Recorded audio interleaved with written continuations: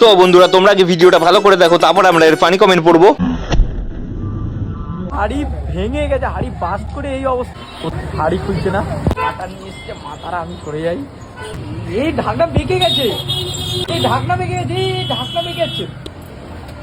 এই দেখ, বলছিলাম যে হাড়ি দেখ বাস্ট করে, তুই তো আরো কাছে কাছে যাচ্ছিস। হাড়ি বাস্টেছে ভাই, সত্যি কথা। तो चलिए शुरू करते हैं। আরে হাড়ি বাস্ট হয়নি, ঢাকনা বেঁকে গেছে। উজ্জ্বলদার দোকানের কথা মনে পড়ে? বিরিয়ানি না না, বুম বিরিয়ানি। এক প্লেট বিরিয়ানির জন্য কতক্ষণ ধরে বুকে চলেছে ছেলেটা, সেই সকাল থেকে। ওরে কেউ দে তাড়াতাড়ি।